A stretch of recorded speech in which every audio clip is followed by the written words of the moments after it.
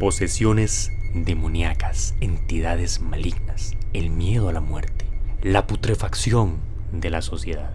Llegó el momento de hablar de estos temas. Ya está aquí el mes del terror. Prepárate porque estos son mis 10 libros favoritos de terror de todos los tiempos.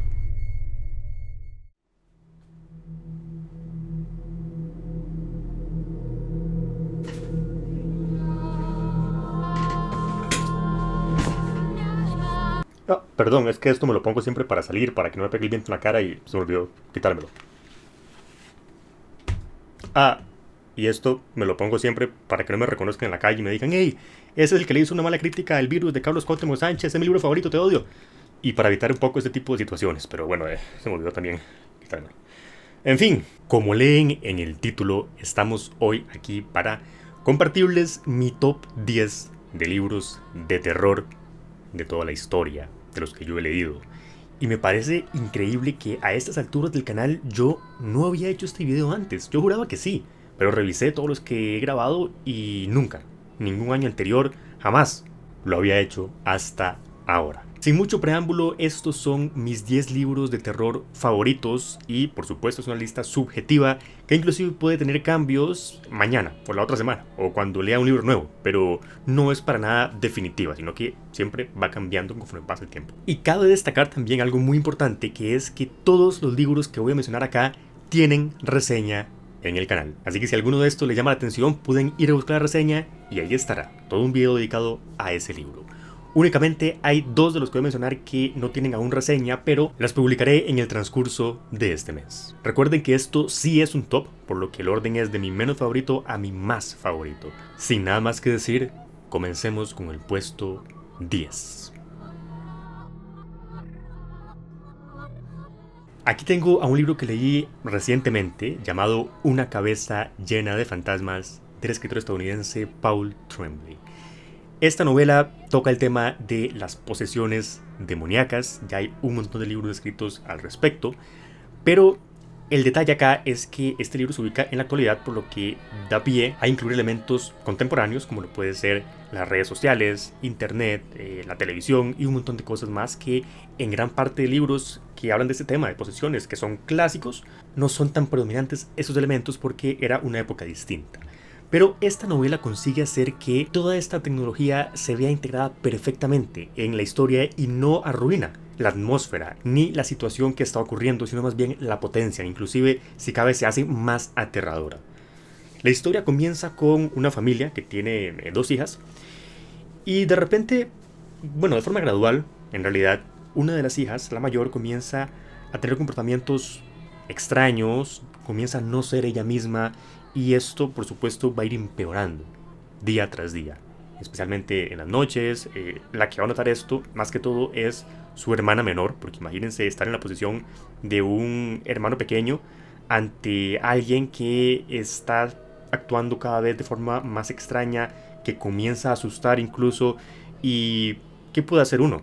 Especialmente si se trata de niños pequeños, como es el caso. Lo que diferencia este libro de otros es que la familia llega a un punto tal de desesperación ante esto que está pasando que, ojo, no sabemos si de verdad es una posesión o si se debe a otras circunstancias. Pero el punto es que la familia acepta ser televisada, que se monte todo un programa en relación a esta posesión de una de sus hijas. Y es gracias a esto que tenemos una de las críticas mejor planteadas y más fuertes que yo he visto en libros de terror a lo que es la sociedad del espectáculo. Es algo exquisito y que perfectamente lo veo pasando en la vida real ante algo similar. Una cabeza llena de fantasmas toma un arquetipo de novela clásico de terror, le incorpora elementos contemporáneos y nos transmite un mensaje que tiene un trasfondo increíble. Y lo más importante, llega a asustar, llega a ponernos nerviosos en la noche, como la mayoría de libros de esta lista, y por eso están aquí. Aquí voy a poner a los mitos de Cthulhu de Howard Phillips Lovecraft. Y voy a poner algún relato en particular, pero estamos hablando de libros completos, así que en este puesto meto toda la antología de las historias de Lovecraft, de su ciclo Yoxotoniano, como lo llamaba él, o algo parecido. Así que aquí abarcamos desde la llamada de Cthulhu hasta relatos más desconocidos que igualmente pertenecen a todo este universo horrorífico que creó este escritor. Y otro motivo por el que pongo aquí estos relatos juntos es porque la verdad tienen elementos muy similares entre sí, comparten características como los personajes principales, siempre es muy parecido, la ambientación, la criatura, el conflicto.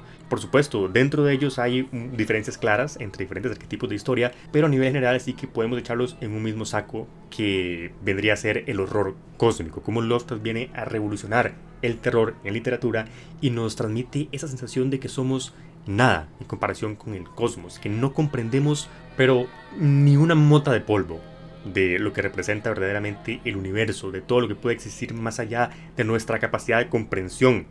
Y el darse cuenta de eso resultó bastante impactante en su momento y sigue siendo un caldo de cultivo para pesadillas y para sentimientos de horror ante la inmensidad vasta de la existencia misma. Con respecto a de qué tratan estas historias normalmente, es que tenemos a un protagonista que de repente necesita ir a un pueblito o algún lugar lejano y nota cosas extrañas que lo terminan llevando a descubrir verdades terribles, a meterse con conocimientos prohibidos o simplemente tener la mala suerte de encontrarse con un ser que escapa a nuestra comprensión. Lovecraft es un autor obligatorio que sin él no existiría muchísimo de lo que hoy conocemos dentro de este género. La semilla del diablo de Ira Levin o El bebé de Rosemary en algunas traducciones. Esta historia tiene una adaptación que es muy conocida también y muy bien aceptada y trata acerca de una pareja relativamente joven que decide mudarse a un nuevo hogar en un edificio de apartamentos, pero hay un ambiente como raro en ese edificio y esto se mezcla con que la protagonista del libro, Rosemary, queda embarazada y qué bonito, un bebé, ellos quieren tener el bebé, todo bien, y una etapa preciosa comienza, pero al estar en este top y al llamarse la semilla del diablo, no augura nada bueno, ¿no creen? Así que imagínense todo este proceso del embarazo, pero trastocado de forma macabra, con tintes siniestros, con augurios de que nada bueno va a venir y de que el embarazo propiamente puede ser la clave de lo que se siente en el entorno, de que algo no está bien, de que hay algo oculto que está estrechamente relacionado con ese embarazo y con ese futuro bebé. Esta obra es magistral en cuanto a sembrar paranoia en el lector y en la protagonista. La paranoia es increíble, la tensión se siente en el ambiente, es súper densa, se puede hasta cortar con un cuchillo. Ese es un libro que se puede considerar de posesiones, de sectas también, porque aquí vemos que hay involucrados elementos muy interesantes, muy perturbadores que se relacionan con todo este concepto de grupos ocultos y de algo que subyace bajo una superficie aparentemente normal. Distancia de rescate de Samantha Schweblin es una obra que a mí me encantó, que por lo que me han comentado en el video que hice a algunos no les gustó mucho, pero para mí es algo fascinante. Esa escritora argentina logra en poquitas páginas, es un libro que se lee rapidísimo, en una sentada, es súper rápido el ritmo, es tan atrapante que es inevitable, yo creo, acabárselo en un solo día. El término distancia de rescate hace referencia a esa distancia que generalmente una madre tiene con su hijo, en la que ella sabe que si algo le va a pasar, por ejemplo, si le va a caer algo desde un mueble, si viene un animal, un perro corriendo, algo así, ella tiene la posibilidad de intervenir y de salvarlo. Si va a caer algo, estar lo suficientemente cerca como para poder impedir que impacte a su hijo o espantar a un animal o cualquier amenaza que sea la que esté presente. Entonces, cuando estamos fuera de esa distancia en la que podemos intervenir para evitar que algo malo pase, estamos fuera de la distancia de rescate. Y de ahí viene el término de esta obra. Muy bien, la historia nos ubica en un pueblito pequeño en donde hay un niño que lamentablemente sufre un accidente, algo malo le pasa, y su madre va a intentar varias cosas para salvarle la vida. Y al estar enfrentándose a una desesperación cada vez mayor y ver que las primeras opciones no funcionan, tomar un camino digno de ver, bastante cuestionable, pero que es el desencadenante de horrores dentro de este pueblo. Esta novela no profundiza mucho en lo que son personajes, no nos mete ahí como monólogos internos, no nos explica un montón de contexto del pueblo, de los allegados, de la gente de alrededor, no. Eso lo deja de un lado. Y pese a que sí nos hacemos un perfil claro de cada uno de los personajes, no nos adentramos en ellos. Y yo no sé si esto es lo que mucha gente no le gusta quizá de la novela o no lo termina de atrapar. Pero esos perfiles son suficientes para vivir todo lo que comienza a suceder. Y algo muy interesante es que desde el inicio sabemos que todo va a acabar mal o que algo muy malo va a pasar porque la historia está contada en retrospectiva de uno de los personajes. Y esto hace que sea súper aterrador. Ese recurso es magistral a como está usado en este libro. ¿Qué les puedo decir? Hay maldiciones, hay brujería. Probablemente les va a encantar. Tenemos acá a otra escritora argentina porque es el turno de Cadáver Exquisito de Agustina Basterrica. Un libro muy difícil de leer, nos muestra una distopía horrorosa. Ya las distopías de por sí son feas, pero esta en especial es muy difícil de digerir y nunca antes mejor dicho. Porque en este mundo que nos plantea Agustina Basterrica, que es nuestro mundo, pero donde ocurre algo que pues desvía todo hacia una realidad aborrecible, pasa que se dice que hay un virus que infecta a los animales. Entonces ya cualquier contacto mínimo con un animal nos puede ocasionar la muerte en muy poco tiempo y no hay ninguna cura para eso. Entonces lamentablemente se debe tomar una distancia completa de los animales. Esto incluye las mascotas. Ya de por sí esa es una situación lo suficientemente mala, pero es que aparte de esto, claro, la gente se queda sin su insumo de carne, porque comer carne de cualquier animal ya es un peligro, no se puede tolerar. Y al principio simplemente se deja de lado la carne, la gente comienza a volverse vegana por obligación, pero la presión de la industria cárnica es cada vez más fuerte.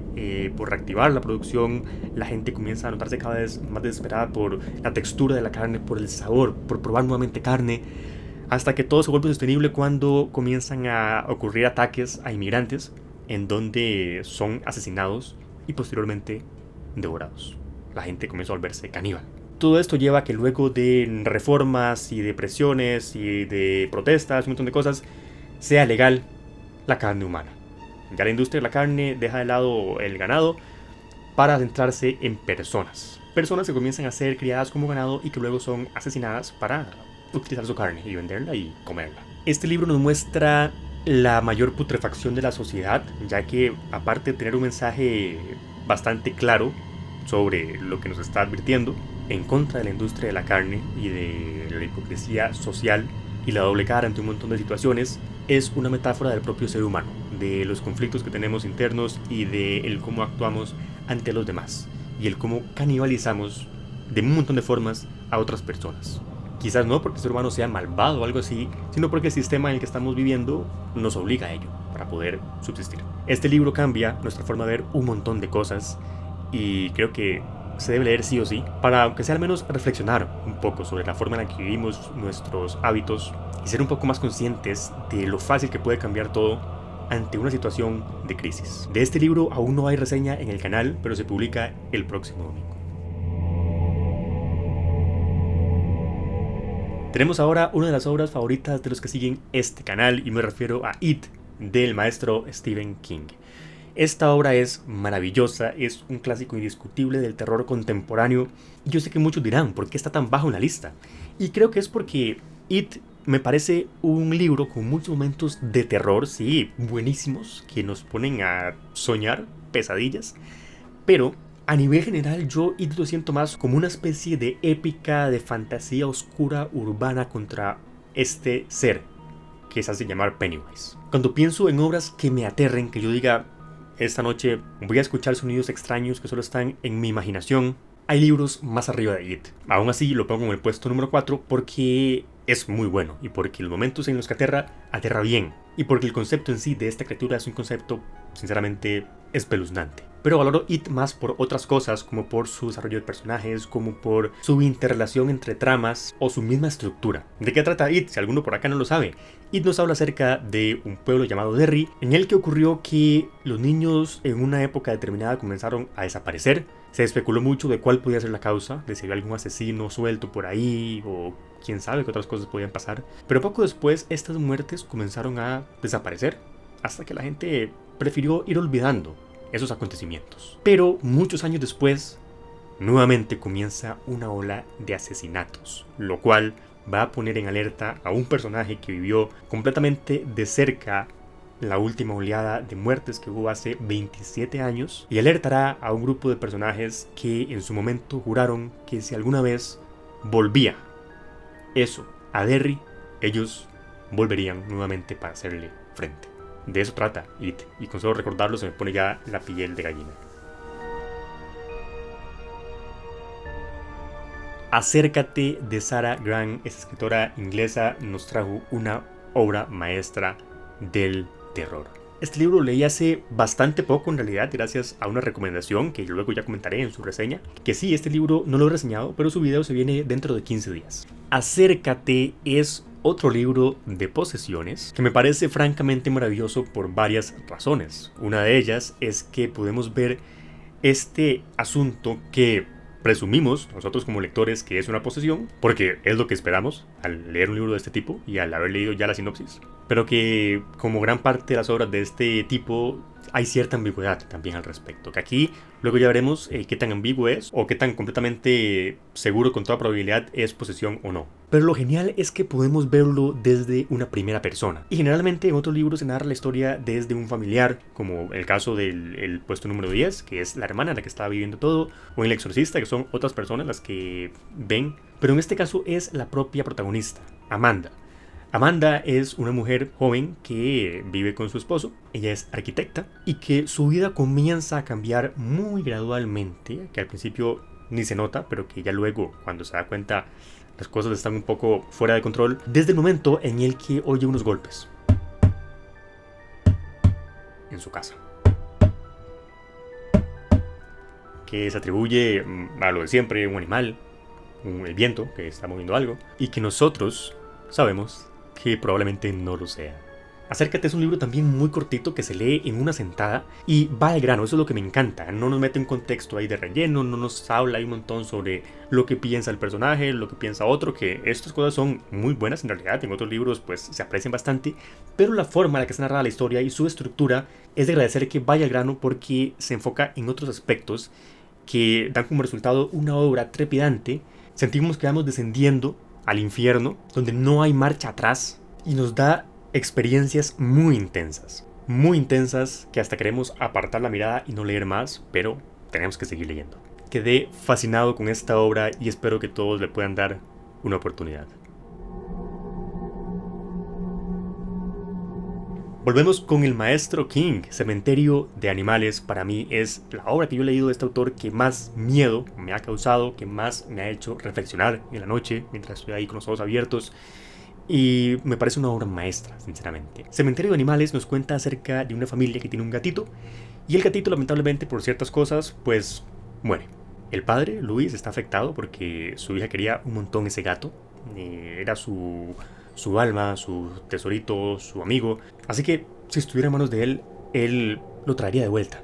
Pero resulta que por esa zona, que es una zona, por cierto, a la que la familia recién viene llegando, se viene mudando, que si me dieran una moneda por cada vez que una familia se viene mudando para comenzar la historia en esta lista de libros, tendría ya como 4 o 5. Pero bueno, en esta zona, se dice, de boca de su vecino, hay un lugar allá en el bosque, un llamado Cementerio de Animales, en donde lo que se entierra ahí vuelve. Este libro es de mis favoritos de King porque nos muestra un terror a la muerte que está abordado de una forma brillante, que nos va a pegar fuerte dependiendo de en qué etapa de la vida estemos. Si somos niños, que yo no sé si un niño debería leer este libro, si somos jóvenes, si somos ya más adultos, o si ya somos una persona con una familia formada, con hijos y todo. El enfrentarse a la muerte, un dilema al que se le ha dado vueltas durante años, durante siglos. Yo creo que desde que la humanidad existe y es capaz de razonar, ese tema está ahí latente, de fondo. Es uno de los principales miedos de la gente, una de las principales preocupaciones. Morir, el fin de todo. Este libro nos lleva a un terror bastante existencial, cuya resolución me deja helado a mí, y le da un plus al libro buenísimo. Como dije con It, Stephen King es muy bueno haciendo escenas de terror, pero los libros en sí no me generan terror la mayor parte del tiempo, sino otros sentimientos, tensión, suspenso, tristeza, enojo, un montón de cosas, pero terror. Un libro que en sí, yo pienso en él, lo primero que diga es, terror, cementerio de animales. Como hasta ahora yo no he encontrado otro de King que me provoque lo mismo que esta novela. Denle una oportunidad a este libro.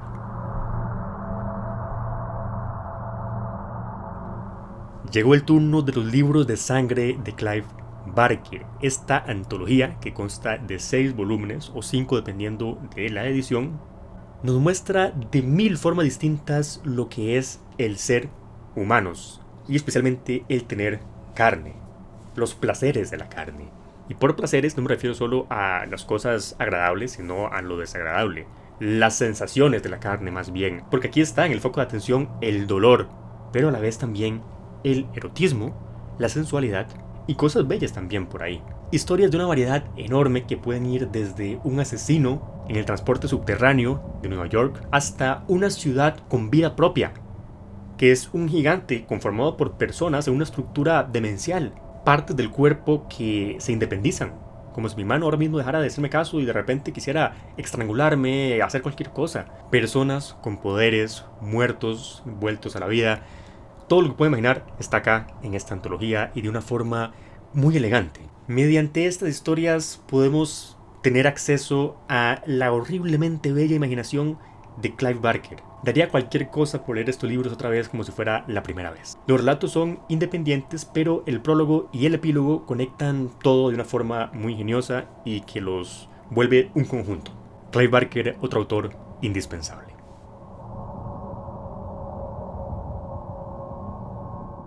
Yo no sé qué pasa en Argentina, no sé si el mate tiene cosas raras que hacen que la imaginación comience a ponerse de a mil y a crear cosas horrorosas en el mejor sentido de la palabra, porque tenemos aquí a Mariana Enríquez, otra escritora argentina que se lleva el primer lugar de mi top, con su libro Nuestra parte de noche.